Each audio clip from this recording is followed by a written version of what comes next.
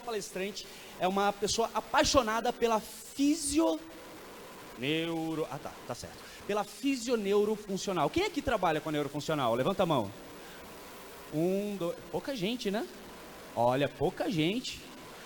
Pelo que eu soube, é porque é uma área complicada, né? Você tem que manjar de muitas coisas. É o que eu fiquei sabendo, conversando, fazendo uma consultoria com essa palestrante maravilhosa. Ela é fisioterapeuta neurofuncional, uma área de difícil escolha, de acordo com ela. Diretora executiva da Clínica de Fisioterapia Neurológica Intensiva Prosense, conselheira consultiva da Associação Mineira do AVC, o Ama Você, AMAVC, Ama Você. Mestre em Neurologia pela Universidade Federal de Minas Gerais, formação em Neuromodulação e Estimulação Magnética e Elétrica Transcraniana e especialista em Neurologia e Neuropediatria. Sem choque, tá bom. Pronto? Uma salva de palmas para a doutora Michele Coutinho Waternon. Eu olho quem não bate palma.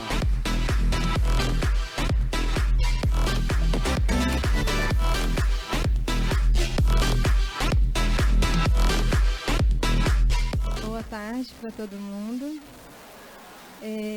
Queria agradecer ao Anderson, Flávio pelo convite e a honra de estar no meio de pessoas tão competentes na área. Queria iniciar com um agradecimento muito, muito especial à minha equipe da Prosense, porque sem eles eu não teria os casos que eu vou apresentar para vocês aqui. Vamos lá.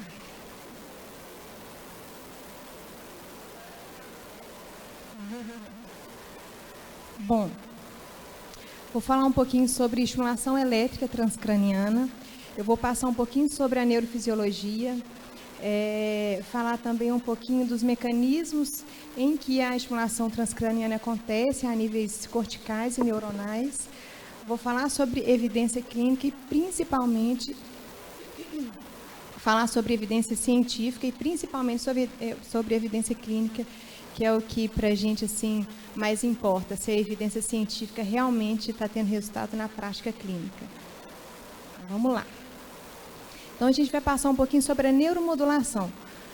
A estimulação transcraniana não invasiva, que é o termo que a gente utiliza para esse tipo de recurso, que a gente usa na fisioterapia neurofuncional, ela é um recurso que gera um processo que a gente chama de neuromodulação. E o que é a neuromodulação? São recursos capazes de ativar mecanismos neurais para facilitar a recuperação de lesões centrais ou corticais e favorecer a melhora da função motora do indivíduo. E isso acontece porque a estimulação transcraniana, na verdade, ela induz um processo que a gente chama de conectividade neural, e isso faz com que a gente restabeleça muitas vias neurais que foram perdidas após uma lesão. Então, a neuromodulação ela faz parte desse conjunto de intervenções fisiológicas que vão modificar a ativação de redes e circuitos neuronais. Além de nos ajudar na prática clínica, ela também amplia esses recursos adaptativos que a gente utiliza em ambiente clínico, compensa trajetos neurofuncionais anômalos e completa intervenções medicamentosas, porque potencializa muitas vezes o processo medicamentoso, ações psicoeducativas, comportamentais e cognitivas. Circuitos neuronais e redes neuronais. Então, o que a gente precisa saber para realmente utilizar um recurso tão poderoso hoje dentro da fisioterapia neurofuncional, talvez um dos recursos mais modernos que a gente tem hoje, e por isso assim a minha responsabilidade de passar essa informação para vocês. Porque não é milagre, né? Muita gente procura a estimulação transcraniana como algo milagroso dentro do processo de recuperação, né? Eu vou fazer e vou voltar a movimentar o meu braço. Não é assim, e faz parte de mais uma metodologia, mais um complemento dentro de um trabalho que é da fisioterapia neurofuncional.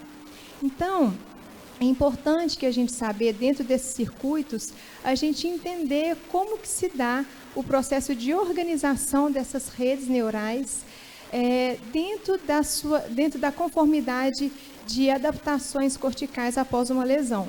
Então, a gente precisa de saber e entender quais são os mecanismos capazes de ativar ou inibir alguns circuitos neuronais, que é os que a gente vai trabalhar. Para isso, a gente precisa de conhecer muito o córtex. A gente precisa de saber e conhecer aquele órgão que a gente está tratando, que é realmente o cérebro. Então, a gente precisa de entender sobre determinadas áreas corticais, sobre o lobo frontal, responsável pelo processamento e execução de movimentos, sobre o lobo parietal, responsável pelo processamento sensorial, o lobo temporal, pelo processamento da linguagem, da audição, o lobo occipital, responsável pelo esse processamento visoespacial do paciente, e principalmente também o cerebelo. O cerebelo é uma área que está crescendo muitos estudos da estimulação transcraniana, uma área que a gente tem, segundo pesquisas, 80% dos corpos neuronais, e isso é muita coisa, surpreendeu a gente dentro da área da neurologia, e estimular o cerebelo é uma área de muita aplicabilidade clínica e com resultados muito promissores. Cerebelo é responsável pelo aquele refinamento dos movimentos, né? Pelo processamento do equilíbrio do corpo do paciente, pelo controle do tônus do paciente, enfim. Então, a gente precisa de entender esse órgão tão maravilhoso, né? Mas não é só isso. A gente não consegue tratar um paciente neurológico dentro de protocolos. Impossível a gente fazer isso. Então, a gente sabe exatamente, dentro da neuroanatomia e da neurofisiologia, as funções corticais. Mas a gente precisa conhecer quem a gente está tratando. Então, tratar de um paciente neurológico vai muito além de uma anamnese, de uma avaliação física, de uma avaliação com testes padronizados. A gente tem que conhecer quem é aquele indivíduo. O que realmente representa retomar o movimento para ele.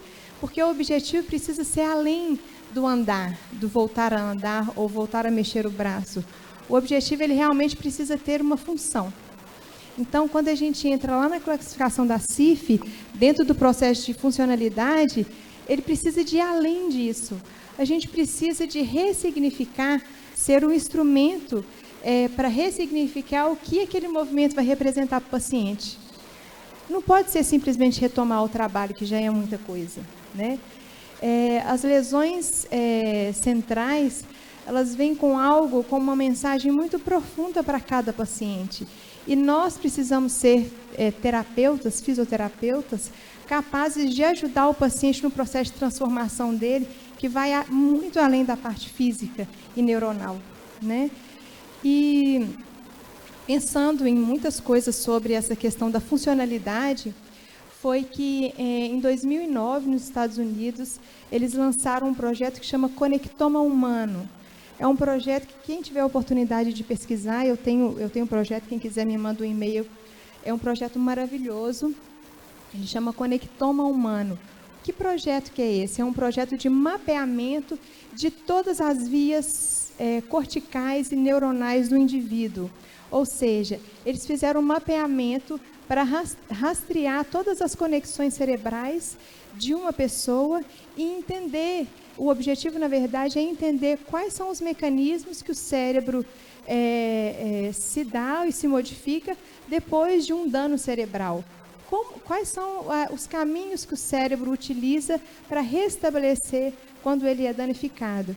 Então, eles fazem esse mapeamento para rastrear. Então, cada filamentozinho desse é uma conexão neuronal, são as sinapses, e é um projeto maravilhoso, porque isso tem a ver com todas as sinapses que o indivíduo faz ao longo da vida, que começa desde a infância, né? Então, quando a gente está tratando do paciente, a gente precisa de saber como é que foi a infância dele, né? Foi uma infância difícil? Foi uma infância tranquila? Isso tem a ver com o seu processo de tratamento dentro da fisioterapia neurofuncional. Mas vamos para frente. Bom, o que a gente tem de mais evidência clínica e científica são, dentro dos processos de estimulação transcraniana, a estimulação magnética transcraniana e a estimulação elétrica. Hoje eu vou falar sobre a estimulação transcraniana por corrente contínua, ou TDCS, que a gente chama. Quais são as principais diferenças entre estimulação magnética e estimulação transcraniana por corrente contínua? A diferença é que a estimulação magnética, ela tem um gerador de pulsos elétricos que gera pulsos magnéticos. Então, a gente utiliza uma bobina, a gente faz um mapeamento cortical do paciente, utiliza uma bobina capaz de estimular aquela área cerebral, né? Aquela área que eu tenho um objetivo como tratamento. E aí, o que a estimulação magnética faz? Ela despolariza o neurônio. A estimulação elétrica, ou estimulação transcraniana por corrente contínua, ela utiliza a corrente elétrica para gerar um processo de excitabilidade cortical, e essa excitabilidade gera um processo que a gente chama de despolarização da membrana do neurônio, tornando aquele neurônio mais suscetível à plasticidade neural. Essa é a grande diferença entre as duas estimulações. Mas eu vou me ater à estimulação transcraniana por corrente contínua, ou TDCS, que é o que a gente utiliza hoje em ambiente clínico. Vamos lá. Então, a estimulação transcraniana por corrente contínua, a gente utiliza 2 eletrodos, um cátodo carregado negativamente e um ânodo carregado positivamente. Então, é um gerador alimentado por uma bateria a 9 volts, e essa aplicação dessa corrente contínua, ela vai até 2 microns no escalpo, né, de acordo com a área que eu quero trabalhar. Então, a estimulação transcraniana, ela precisa de ter um objetivo. Não é um tratamento que a gente fala, eu quero melhorar o meu lado esquerdo do corpo. A gente precisa de, 10 minutos. A gente precisa, na verdade, eleger qual área que a gente quer tratar. Ou seja, eu vou reabilitar o braço, eu vou reabilitar a função da marcha, eu vou reabilitar o equilíbrio, então a gente tem que entender qual área a gente quer aplicar, porque tem um objetivo específico. Então, a gente é capaz de gerar um processo de estimulação em diferentes áreas corticais, que eu posso tanto inibir quanto estimular. E isso faz com que também a gente tenha repercussões subcorticais, através de vias glutamatérgicas e o fator neurotrófico derivado do cérebro. Então, a gente lida muito com as modificações, porque LTP e LTD são fatores ligados ao processo de sinapse neuronal. Então, a gente gera uma modificação da estrutura celular do neurônio, capaz de aumentar o LTP ou então diminuir o LTD. Então, dentro das evidências neurofisiológicas, a gente tem reativação de estruturas hipoativas ou então inibição de estruturas hiperativadas, alterando o potencial de repouso da membrana do neurônio e modulando também a taxa de disparo neuronal. A gente pode tanto aumentar a atividade do córtex, que a gente utiliza a estimulação anódica, ou diminuir a atividade do córtex, que a gente utiliza a estimulação catódica. Vamos lá. Como a estimulação transcraniana aqui no Brasil ainda é um processo muito novo, muitas pessoas ainda não ouviram falar e, enfim, quem trabalha com isso a gente tem divulgado, né, dentro da equipe médica, enfim. Muita gente fala, olha, não tem evidência científica, ou então não tem estudos clínicos capazes de, enfim, de fundamentar um tratamento clínico. Isso não é verdade. Quando a gente entra numa pesquisa, por exemplo, PubMed, a gente entra lá, estimulação transcraniana, existem mais de 20.900 artigos publicados com esse termo. Se a gente refina a pesquisa e pesquisa estimulação elétrica transcraniana, são mais de 5.000 artigos. E se a gente coloca estimulação transcraniana por corrente contínua, são mais de 4.600 artigos. Muitos deles com evidência muito fundamentada, que as pesquisas só vêm aumentando, né, o número de pesquisas na área. E em 2013, através do professor Abraão e da professora Kátia Montesinai, eles ajudaram no processo de regulamentação da técnica de estimulação transcraniana aqui. Então, em 2013, foi regulamentado que o fisioterapeuta é capaz de utilizar a estimulação transcraniana dentro da sua prática clínica. Em 2014, saiu um acórdão especificando quais são as áreas e as patologias específicas que o fisioterapeuta é capaz de atuar. Então, isso foi um ganho maravilhoso para nós e a gente agradece muito a eles pelo trabalho, foi algo muito trabalhoso. Então, dentro das evidências científicas, eu vou passar rapidinho, porque eu quero muito falar sobre os casos clínicos para vocês, já que eu tenho tanto pouco tempo. Esse artigo é uma revisão de 2006, eles fizeram pesquisas com indivíduos pós-AVE, e lá atrás, em 2006, eles fizeram uma revisão muito importante e eles disseram o seguinte: olha, a gente precisa de mais pesquisas, porque dentro de tudo que a gente achou, as pesquisas naquela época fundamentavam a excitabilidade do córtex com resposta positiva para os pacientes, mas ainda faltavam pesquisas clínicas suficientes para basear a técnica. E aí eles disseram, olha, é um recurso promissor, adjuvante no processo de reabilitação neurofuncional e vamos pesquisar mais. E aí, em 2014, saiu uma outra revisão, e essa revisão já foi uma revisão muito interessante, porque essa revisão ela realmente confirma muitos resultados da técnica. Para algumas abordagens, ela não teve, o resultado foi nulo, mas eles perceberam que, dentre os trabalhos todos que foram pesquisados, que eles comparavam pacientes que tinham bom prognóstico e pacientes que não tinham bom prognóstico. E eles perceberam que pacientes que tinham bom prognóstico, eles tinham a MEP, ainda que o paciente não tinha movimentação, eles tinham o potencial evocado presente no córtex. Então, quando a gente ativava o córtex, o potencial evocado motor estava presente. Pacientes que não tinham bom prognóstico é porque realmente não tinham o potencial motor evocado presente. Esse potencial era nulo e os pacientes eles não tinham melhora tão consistentes assim. E aí, esse estudo saiu agora, foi em abril de 2019. Esse estudo ele demonstra um trabalho muito interessante, porque dentre todas as evidências do potencial da técnica e da melhora que eles traziam para os pacientes clinicamente e dentro da parte científica, eles perceberam, olha, tem pacientes que melhoram, tem pacientes que não melhoram. O que acontece? Além de uma questão só do potencial motor evocado, eles perceberam que os pacientes tinham diferentes alterações sobre a conectividade cerebral. Então, pacientes que eram responsivos à técnica, os pacientes eles tinham boa conectividade intrahemisférica, e pacientes que não eram responsivos à técnica, eles não tinham boa conectividade interhemisférica. Pacientes responsivos, além disso, pacientes que eram responsivos à técnica, eles tinham uma boa conectividade no lado que não era lesado, e do contrário também acontecia dos pacientes que não eram responsivos.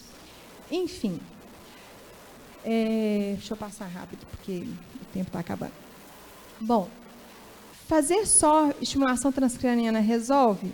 Pouco. Segundo pesquisas, resolve-se pouco. As evidências são muito poucas quando é feito só estimulação transcraniana. A estimulação transcraniana ela tem um potencial muito grande quando ela é associada à técnica de fisioterapia neurofuncional, né? Por isso que eu falo que é mais um recurso dentro da área da fisioterapia. Por que a gente associa? Porque a gente é capaz de ativar circuitos neuronais de forma muito específica, ou seja, a gente trata exatamente a área que a gente quer trabalhar. A gente utiliza... Deixa eu passar isso aqui. A gente aumenta uma janela terapêutica, ou seja, a gente aumenta o potencial de ativação do córtex para aquela área que vai ser estimulada. Então, a gente gera um processo de direcionamento da ativação neural de forma muito mais específica, baseado no comportamento motor que a gente conduz durante a prática clínica. E, além disso, essa janela terapêutica ela gera um potencial de mudanças plásticas capazes realmente de efetivar o processo de ativação neural do paciente. Então, esse é um vídeo maravilhoso que demonstra, na verdade, a conectividade dos circuitos neuronais. É a coisa mais linda que a gente vê hoje, olha, o neurônio se conectando com o outro, gerando um processo de sinapse. que é tudo que a gente quer dentro da fisioterapia neurofuncional, né? A gente quer ver isso acontecendo. Vamos aos casos clínicos. Vamos lá. Estimulação transcraniana a gente pode fazer criança, jovem, adulto, enfim, não tem idade, tá? Tem algumas contraindicações, mas a gente geralmente, os estudos começam a partir de 3, 4 anos de idade. Essa criança, todas as fotos que eu vou mostrar para vocês, gente, são pacientes que têm autorização de imagem, tá? Para estudo, enfim. Essa paciente é uma paciente de 4 anos, ela tinha uma paralisia,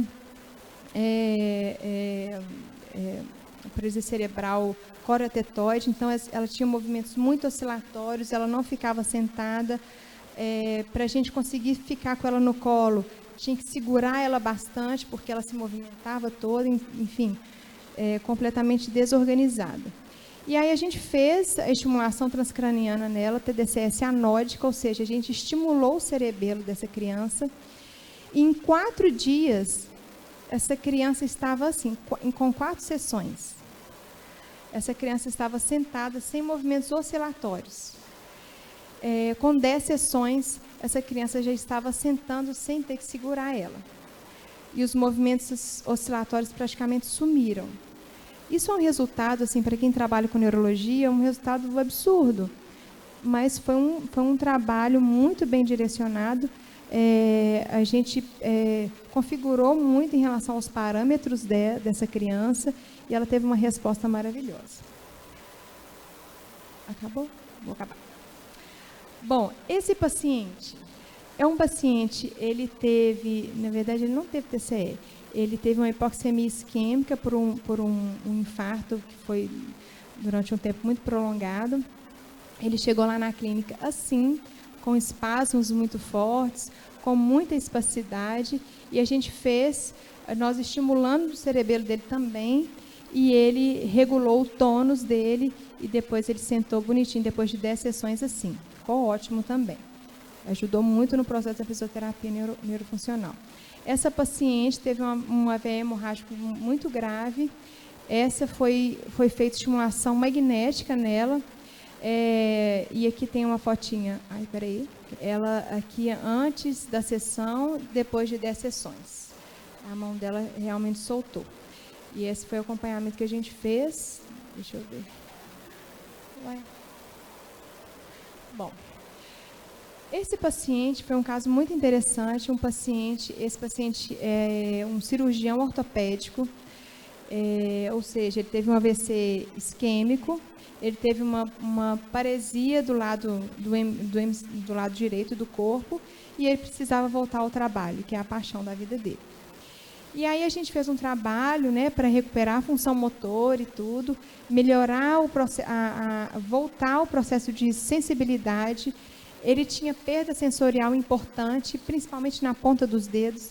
Então, imagina para um cirurgião que faz técnicas minimamente invasivas, ele precisa do tato, da sensibilidade da ponta dos dedos. Então, foi feito um trabalho muito interessante dentro da fisioterapia neurofuncional. Enfim, aí esse paciente fez um trabalho maravilhoso com o fisioterapeuta. Fizemos um protocolo de atendimento específico para ele. Ele melhorou as funções motoras da mão. Utilizamos a estimulação transcraniana em M1, córtex motor dele, na área que representava a mão direita. Fizemos 10 sessões de estimulação transcraniana e depois começamos a fazer a estimulação transcraniana em ambiente cirúrgico. Ou seja, fomos para o bloco cirúrgico com ele. A gente disse a ele, olha, você precisa ativar a sua memória de informação da cirurgia. Então, a gente precisa ativar o seu córtex motor no momento da cirurgia. E aí, foi isso que aconteceu. Esse é um vídeo dele lá fazendo uma cirurgia, acho que a cirurgia era de cirurgia de escoliose, não me lembro mais. Enquanto ele fazia a cirurgia, a gente estava lá com o eletrodo conectado no córtex motor dele, que representava a mão direita dele. Imagina o potencial que gerou de ativação de circuito neuronal nessa área que representava a função da mão. Foi um trabalho maravilhoso. Ele melhorou muito depois disso. Estou acabando, tá? Esse outro paciente é um paciente que teve um AVC isquêmico. de tronco encefálico, uma AVC super grave, na região do bulbo. Chegou na cadeira de roda, enfim, fizemos um trabalho muito de liberação de fáscia craniana dele, enfim, foram vários recursos dentro da fisioterapia neurofuncional e, além disso, utilizamos também a estimulação cerebelar. E aí, o que acontece? Esse paciente passou por um tratamento intenso de fisioterapia neurofuncional e a gente precisa, nós como fisioterapeutas, a gente precisa saber avaliar um exame de uma angiografia, a gente precisa saber ler uma ressonância magnética, uma tomografia, a gente precisa, é o nosso paciente. E aí, a gente sempre pede os exames dos pacientes e a gente faz acompanhamento desses exames. Esse paciente, ele teve uma lesão, está lá na artéria vertebral, lá no polígono de Willis, para quem lembra, ou seja, essa artéria ela não estava vascularizada, foi onde ele teve o AVC. 2 anos depois de tratamento neurofuncional, que foi quando ele começou a estimulação transcraniana, ele estava com uma melhor revascularização dessa artéria cerebral. Imagina, foi um trabalho maravilhoso. E aí, em 2019, ele estava com a artéria mais vascularizada, a artéria que teve a lesão, estava mais revascularizada do que a outra que não teve nunca nada. Então, isso aqui é prática baseada em evidência clínica mesmo. Então, ver um resultado desse, a gente fica muito emocionado e feliz. Os vídeos não passaram, eu não estou acreditando. Só para dar uma mensagem final. Estimulação transcraniana é maravilhoso, mas é mais um recurso dentro da fisioterapia neurofuncional, tá? E uma coisa que a gente nunca pode deixar de esquecer, que nós somos pessoas transformadoras na vida do outro. A gente não pode simplesmente atender o paciente, ele saiu da sua clínica e tudo bem.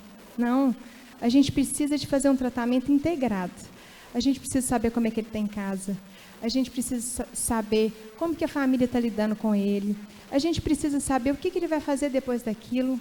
A gente precisa saber quem é aquela pessoa depois do AVC. A gente precisa de perguntar, quem é você depois do AVC? Quem é você depois de uma lesão medular?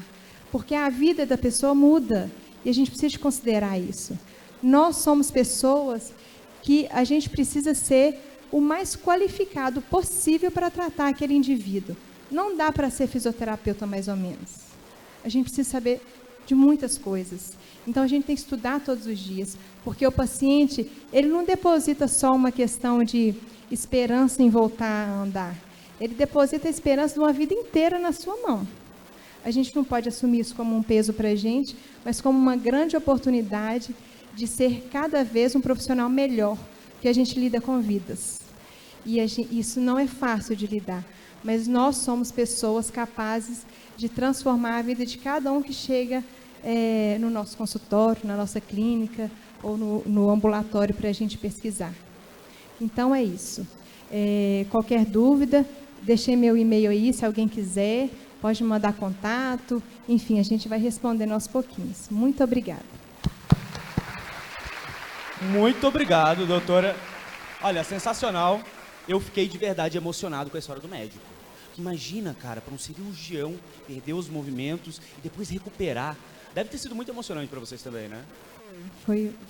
Porque é realmente a atividade de participação no contexto completo, né, da classificação que a gente utiliza, né, internacional de funcionalidade.